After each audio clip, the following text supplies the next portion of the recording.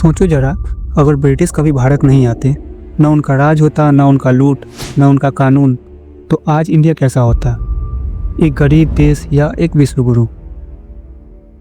क्या हम दुनिया को रूल करते या फिर खुद एक कहानी बन जाते?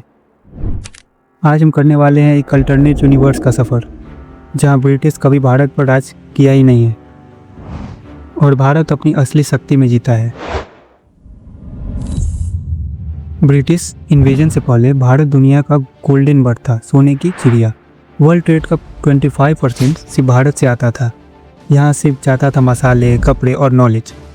यहाँ के ऋषि और साइंटिस्ट दुनिया को सिखा रहे थे, एस्ट्रोनॉमी से लेकर सर्जरी तक। अब सोचो, भारत एक नॉलेजेबल सुपर पावर होता, जहाँ हर गांव में एक मिनी सिलिकॉन वैली होती। अगर ब्रिटिश रूल नहीं होता तो इंडिया का इंडस्ट्रियल रिवॉल्यूशन अपनी स्पीड से आता। हम अपने रिसोर्सेज, अपनी साइंस और अपने क्राफ्टमैन के दम पर एशिया का इकोनॉमिक कैपिटल बनते। रेलवे, टेलीग्राफ, एजुकेशन सिस्टम, ये सब हम खुद बनाते हैं अपने कल्चर के हिसाब से, ना कि कॉलोनियल स्टाइल में। और इंग्लिश के बजाय दुनिया हिंदी, संस्कृत, तमिल, तेलुगु, मराठी ये सब भाषाएं सीखती, क्योंकि भारत होता है global knowledge hub. British rule के बिना हमारा टेम्पल, लाइब्रेरी और आर्ट सेफ रहता। ना कोहिनूर जाता, ना करोड़ों का गोल्ड टेम्पल्स से निकाले जाते। और सबसे बड़ी बात, हम डिवाइड एंड रूल से कभी टूटते ही नहीं। नॉर्थ और साउथ, हिंदू और मुस्लिम सब एक विजन में बंधे रहते हैं। एक यूनाइटेड भारत, जहाँ डाइवर्सिटी हमारी स्ट्रेंथ होती, वीकनेस नहीं। सोचो, कोई सूखा नहीं, कोई अत्याचार नहीं, बस एक ऐसा देश जहाँ मेहनत और संस्कृति का सम्मान होता।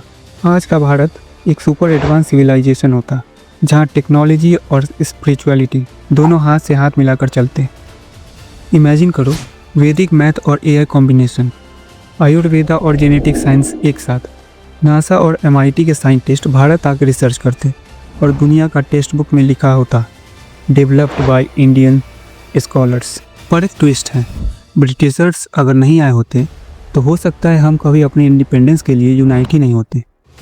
कभी सोचा है, उन्होंने हमें तोड़ने की कोशिश की, पर वही पेन, वही स्ट्रगल हम सबको एकता का मतलब समझाया। तो हो सकता है अगर ब्रिटिशर्स नहीं आते तो हमारा गोल्डन भारत तो होता ही, पर स्ट्रॉन्ग भारत तब भी नहीं बनता। सभी रियासतें आपस में ही सिविल वॉर में लग जाती, जिससे भारत और बिखर जाता। आज भी मौका है, वो भारत हम बना सकते हैं बिना किसी इन्वेजन के, अपनी सोच से, अपनी मेहनत से, अपनी यूनिटी से। क्योंकि जब हम अपनी कहानी खुद लिखते हैं तो दुनिया सुनने पर मजबूर हो जाती है। ये है नया भारत, जहाँ हिस्ट्री दोबारा लिखी जा रही है।